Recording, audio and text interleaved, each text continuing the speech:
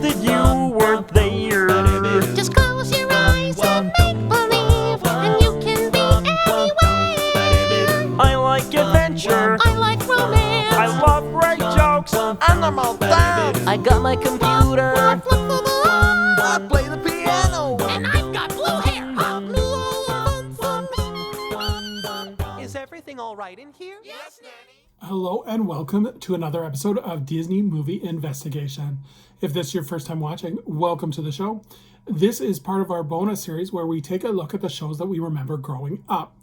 On this episode, we are taking a look at the original Muppet Babies presented by Jim Henson.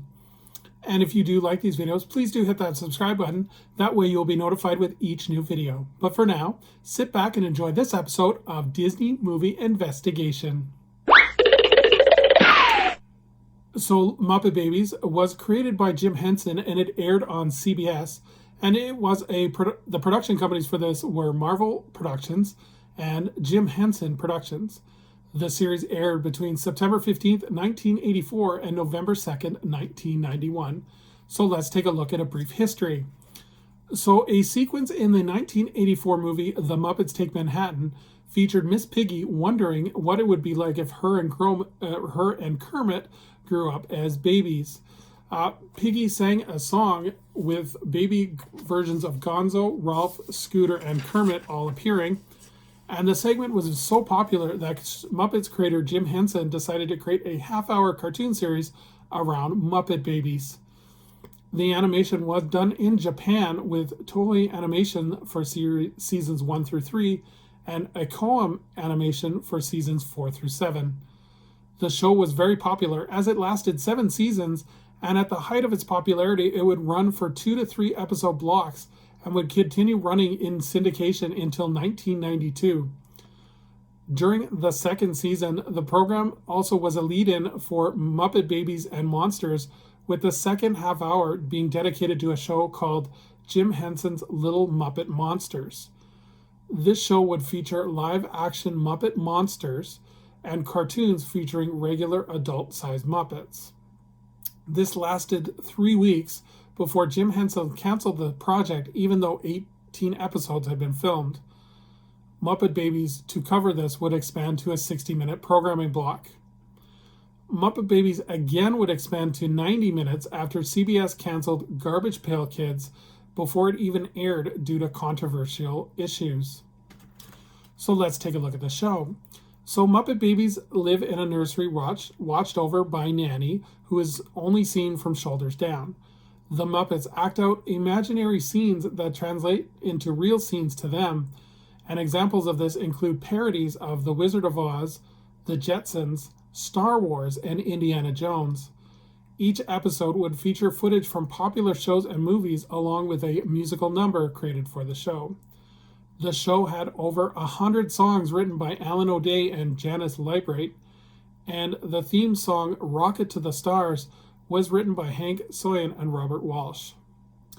The main idea of the show is that the power of imagination, and it also included other themes including how to play with old toys, child's first trips to the dentist, and what life would be like as adults. So now that we know the premise of the show, let's take a look at the voice cast. So we have Greg Berg, who does the voice of Baby Fozzie and Baby Scooter, Barbara Billingsley, who does the voice of Nanny, Dave Coulier, who does the voice of Baby Animal, Baby Bunsen, Baby Bean Bunny, Baby Janice, Uncle Statler and Waldorf, and Baby Camilla.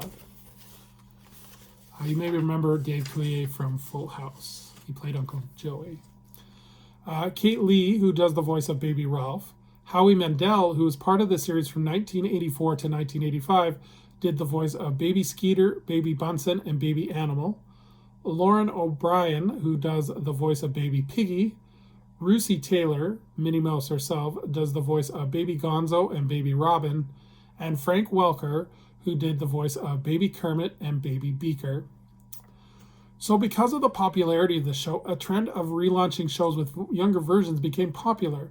So without this show, we never would have seen shows such as Tiny Toon Adventures, Flintstone Kids, A Pup Named Scooby-Doo, Tom and Jerry Kids, and Jungle Cubs. The show continued to air in syndication on Nickelodeon from 1992 to 1999, and then on the Odyssey Network from 1999 to 2001.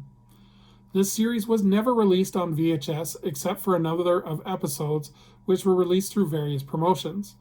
VHS promotion releases included partnerships with McDonald's, Kraft, mail-in rebate promotions, Video Buddies releases, so they would get a toy plush version of the Muppets, and then you would receive a video cassette of an episode on it. So other appearances is that Baby Kermit, Piggy, and Gonzo all appeared in the drug prevention film Cartoon All-Stars to the Rescue, and this was a Ronald Reagan kind of initiative that starred all the different cartoon stars kind of coming together to make a anti-drug commercial. We will cover this more in full in a future episode because it's a very interesting project. Live-action versions of the Muppet Babies also appeared in the Christmas special Muppet Family Christmas.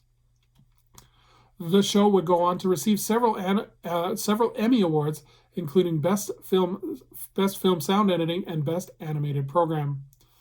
In terms of merchandise, in the mid-1980s, McDonald's released Happy Meal toys in two separate releases.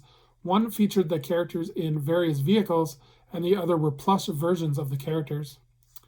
A Muppet Babies press book was released featuring character traits and learning for young children. These books ended in 1992. Two records were released on Parker Brothers Columbia Records. Rocket to the Stars featured longer versions of the songs seen on the show, along with original songs interwoven in between. The second album, Music is Everywhere, features only longer versions of the songs of the show. In terms of comic books, from 1985 to 1989, Marvel Comics produced a monthly comic with a Stars comic imprint, and this lasted 26 issues, as well as the Muppet Babies also appeared in Star Comic Digest, which featured short stories. And in 2018, Disney announced a reboot, which premiered on March 23rd, 2018 on Disney Junior, and the show uses CGI animation and features two 11-minute shorts per episode. So why is this not on DVD? As of now, there have been no announcements of releasing the show on DVD. The speculative reason is that is widely believed is that because the show uses clips from other movies and TV shows which are not part of their property, including Star Trek, $25,000 Pyramid, Batteries Not Included. I know Star Wars was included in there, Ghostbusters included in there. So a lot of it has to do with copyright issues. A lot of the way that Jim Henson worked was it was better to ask for forgiveness than to ask for permission. So a lot of the times he would just insert this footage into the show and then later ask for forgiveness from the various copyrights. For me personally, I love the show. I believe it's interesting. It has a great message for kids as well as it shows the power of imagination. I love that the characters each have a different interest. Like Kermit is the adventurer, Fozzie is into comedy, Skeeter likes science and computers. So each one has a character that people can relate to. Overall, I think the show is great. It allows the imagination to show how creative it can be. So for you that do want to kind of catch up on these Muppet Baby shows, they can be seen for a lot of them in their entirety on YouTube. So definitely recommend giving them a kind of a rewatch. So thank you for joining us here on this special bonus episode of Disney Movie Investigation. I'd ask you to please leave a comment below on what you think of the original Muppet Babies, or what are your favorite memories of it. So for our next bonus show, which will be at the end of March, we are going to look at a PBS cult favorite as we take a look at Wishbone. So until next time, I hope you're having a magical day, and we will see you real soon.